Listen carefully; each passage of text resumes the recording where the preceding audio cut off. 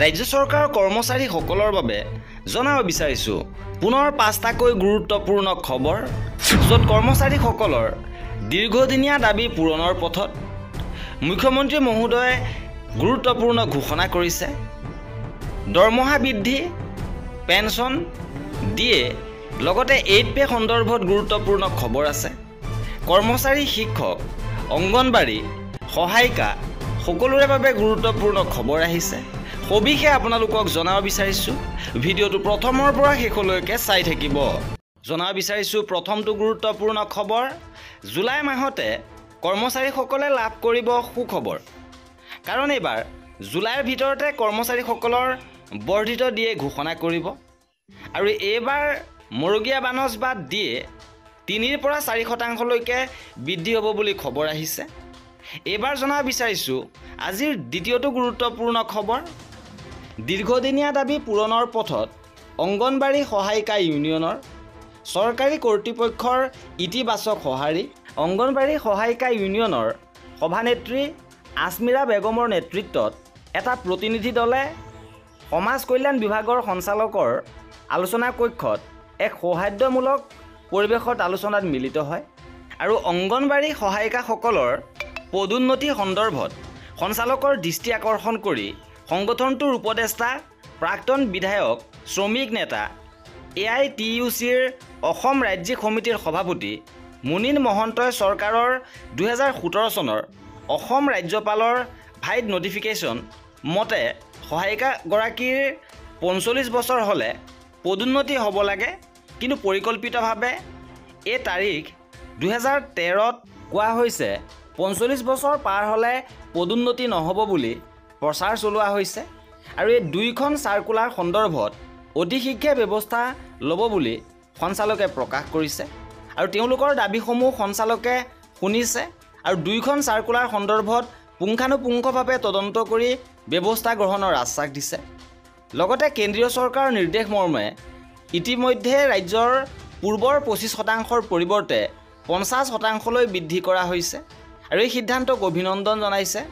সহায়িকাসকলে পদোন্নতি হ'ব, তাৰ বাবে বয়সৰ সীমাৰেখা প্ৰত্যাহাৰ কৰা হৈছে। ইপিনে ৰাজ্যজুৰি অংগনবাড়ী কৰ্মী সহায়িকাৰ মাননি বৃদ্ধিলৈ অসন্তুষ্টি প্ৰকাশ পাইছে। সমাজ কল্যাণ বিভাগে কৰ্মীৰ বাবে 5,500 আৰু সহায়িকাৰ বাবে 2,750 টকা বৃদ্ধিৰ প্ৰস্তাৱ দিছে, কিন্তু চৰকাৰে কৰ্মীৰ বাবে 1,500 টকা আৰু সহায়িকাৰ বাবে 750 টকা বৃদ্ধি কৰিছে আৰু সেই অনুসৰি বৰ্তমান অংগনবাড়ী কৰ্মীৰ দৰমহা 8,000 টকালৈ আৰু সহায়িকাৰ 4,000 টকালৈ বৃদ্ধি হৈছে। ইপিনে অৱসৰী বয়স বৃদ্ধি তথা অৱসৰপ্ৰাপ্তসকলৰ পুনৰ নিযুক্তিৰ যি সিদ্ধান্ত লোৱা হৈছে, এই সিদ্ধান্তই এতিয়া তোলপাৰ লগাইছে ৰাজ্যত। অৱসৰপ্ৰাপ্ত শিক্ষক নিযুক্তি সন্দৰ্ভত শিক্ষামন্ত্ৰী মুখ্যমন্ত্ৰীয়ে মন্তব্য প্ৰকাশ কৰিছে। ৰাজ্যৰ বিভিন্ন আদৰ্শ মহাবিদ্যালয়ত খালী হৈ থকা অধ্যাপকৰ পদৰ 50% অৱসৰপ্ৰাপ্ত অধ্যাপকক নিযুক্ত দিয়াক লৈ ৰাজ্যজুৰি বিভিন্ন মহলত চৰ্চা অব্যাহত আছে আৰু এই সন্দৰ্ভত প্ৰতিক্ৰিয়া প্ৰকাশ কৰিছে মুখ্যমন্ত্ৰী ডক্টৰ হিমন্ত বিশ্ব শৰ্মাই। ডক্টৰ শৰ্মাই কয় যে অভিজ্ঞতাৰ মূল্য আমাৰ সমাজত আগৰে পৰাই আছে, যিহেতুকে নতুন পুৰণি দুয়োটাৰ সংমিশ্ৰণতে সমাজখন চলে, তাৰ বাবে এনেধৰণৰ বিচাৰ বিবেচনা কৰা হৈছে।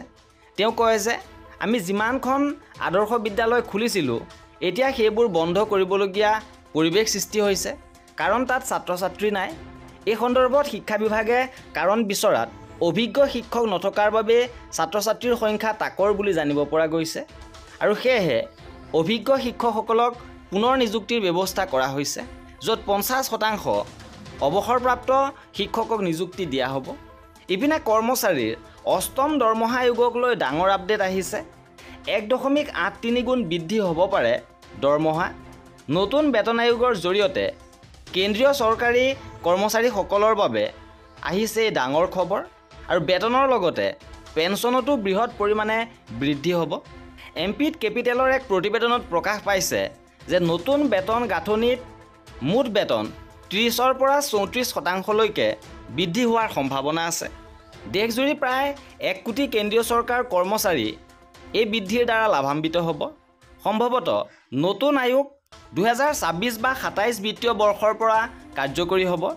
ইয়াৰ ফলত চৰকাৰী কোষাগাৰৰ পৰা প্ৰায় 1.8 লক্ষ কোটি টকাৰ অধিক ব্যয়ৰ বোজা পৰিব বুলি অনুমান কৰা হৈছে। ইয়াৰ লগতে নতুন বেতন গাঁথনি অনুসৰি ফিটমেণ্ট ফেক্টৰ 1.83ৰ পৰা 2.46 লৈকে হোৱাৰ সম্ভাৱনা আছে। যদি 1.83 হয়, ন্যূনতম বেতন 18,000 পৰা 32,940 টকা হ'ব। যদি ফিটমেণ্ট ফেক্টৰ 2.46 হয়, তেন্তে 44,240 টকালৈকে ন্যূনতম বেচিক পে বৃদ্ধি পাব।